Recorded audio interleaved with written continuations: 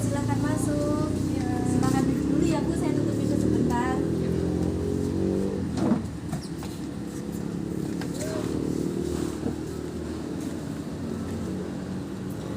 Baik Ibu, sebelumnya perkenalkan, saya Bidan Susi Wijayanti yang bertugas pada pagi hari ini. Ibu bisa manggil saya Bidan Susi atau apa saja senyamannya Ibu. Kalau boleh tahu ini dengan Ibu siapa? Ipi, Bu. Baik Ibu Ipi, dipanggilnya Ibu Ipi atau ada panggilan lain? Ipi aja, Bu, biar cepat. Oh baik Ibu Ipi. Maaf sebelumnya di sini saya sebagai bidan akan melaksanakan konseling sesuai dengan kebutuhan Ibu.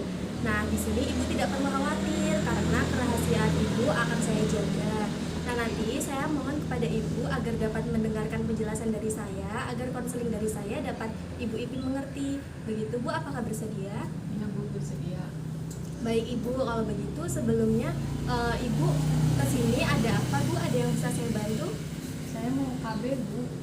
Oh baik, mau KB. Sebelumnya Ibu sudah tahu apa itu KB? Enggak sih, Bu, saya lupa. Baik, jadi di sini saya akan menjelaskan beberapa jenis KB ya Ibu. Jadi KB itu ada beberapa jenis. Yang pertama itu ada KB suntik. Nah KB suntik ini dia ada yang 1 bulan, 2 bulan. Ibu Ipi sudah pernah mendengar atau mungkin sudah pernah menggunakan KB suntik? Kalau KB suntik itu udah, Bu, yang 1 bulan. Oh baik, 1 bulan ya Ibu. Maaf sebelumnya kalau boleh tahu Ibu Ipi ini sudah punya anak berapa? 2, Bu. 2. Usia anak yang terakhir berapa Ibu? 1 tahun 3 bulan. 1 tahun 3 bulan. Berarti ini waktu yang tepat ya Ibu untuk menjarangkan memiliki anak lagi. Jadi boleh saya lanjutkan Ibu? Iya, Bu, boleh. Jadi tadi ada KB suntik 1 bulan dan suntik 3 bulan. Nah seperti 1 bulan yang pernah Ibu Ipi gunakan. Kemudian ada juga KB pil Ibu. Nah kemudian ada juga KB jangka panjang yaitu implan dan IUD. Begitu Ibu. Iya, Bu. Nah baik, apakah Ibu Ipi sudah mengetahui keuntungan atau kerugian dari masing-masing KB ini? Belum sih, Bu.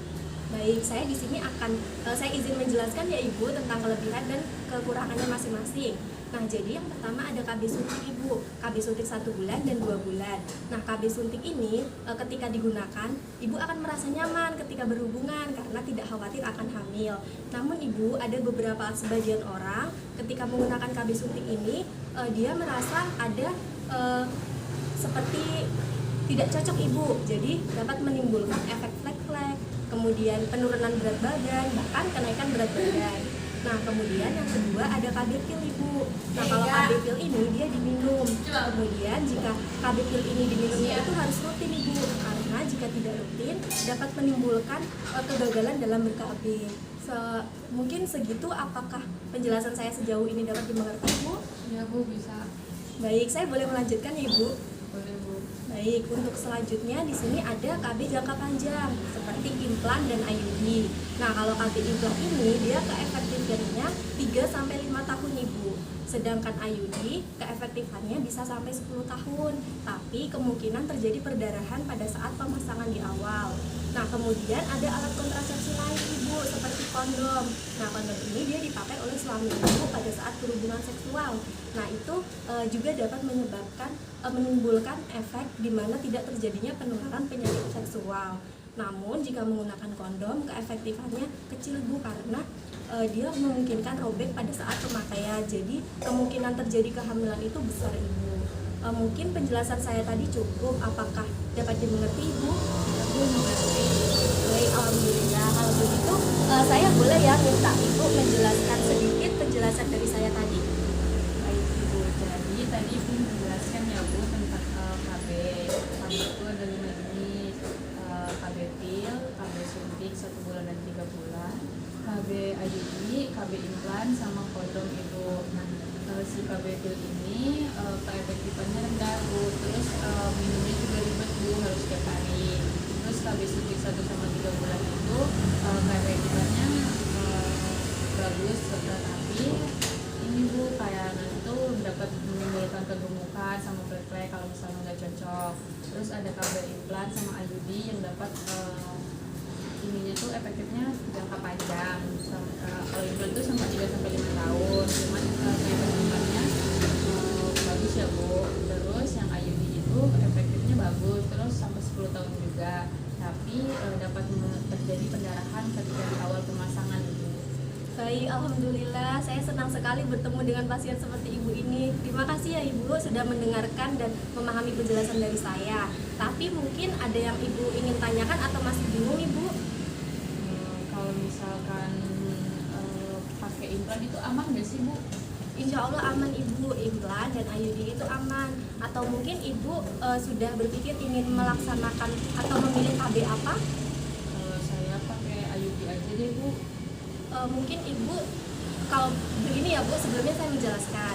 Jadi IUD itu memang bisa dipasang kapan saja. Nah kemudian itu juga bisa dipasang 40 hari pasca persalinan, asalkan ibu yakin bahwa ibu tidak benar-benar sedang hamil. Nah kemudian IUD juga bisa dipasang pada waktu menstruasi ibu, karena malah jika dipasang pada waktu menstruasi itu dapat lebih cepat pemasangannya karena tidak rasa sakitnya itu sedikit ibu, karena serviks itu sedang terbuka atau leher rahim ibu sedang terbuka, begitu ibu. Ya Bu, saya mau pasang sekarang, tapi saya lagi menstruasi, nggak apa-apa kan Bu? Iya bu, tidak apa-apa. Makanya tadi pada saat menstruasi malah dia mengurangi rasa sakit ibu karena leher rahimnya itu sedang terbuka. Jadi ibu sekarang ini sudah yakin untuk memilih IUD? Iya Bu, saya yakin. Baik, pilihan yang tepat ya ibu, karena mungkin dengan memilih IUD ibu bisa lebih fokus dengan perkembangan anak-anak ibu. Iya Bu, saya mau fokus ngurus anak aja deh Bu, biar nggak hamil-hamil lagi.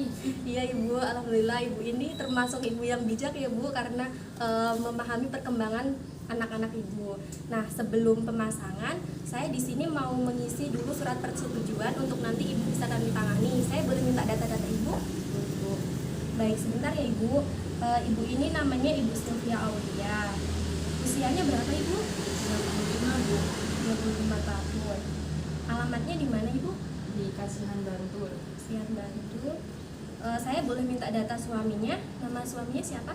Asep Bu, Usianya 38. 38 tahun. Alamatnya sama ya ibu? Ibu boleh tanda tangan di sini ya ibu, silakan.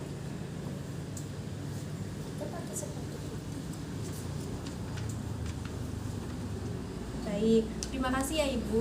Mari kita lakukan pemasangannya ibu. Gimana Bu? Silakan ibu duduk di sini.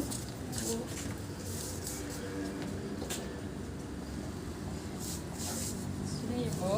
Baik bu. Silakan duduk kembali ya ibu. Baik Bu.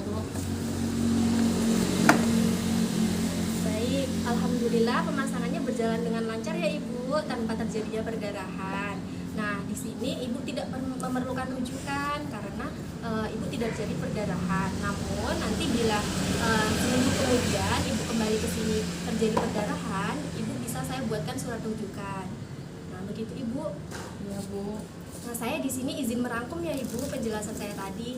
Nah, tadi ibu kesini karena ingin melakukan KB, namun masih bingung KB apa yang tepat.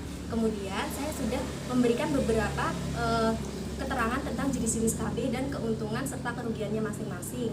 Kemudian ibu memutuskan untuk memilih KB IUD karena agar bisa fokus kepada perkembangan anak-anak ibu. Nah, ibu mengambil keputusan tersebut tanpa adanya paksaan ya ibu dari pihak manapun. Nah, kemudian di situ saya sudah memasangkan KB IUD kepada ibu. Nah, nanti jika terjadi perdarahan atau kemungkinan yang lain, ibu bisa datang ke sini lagi.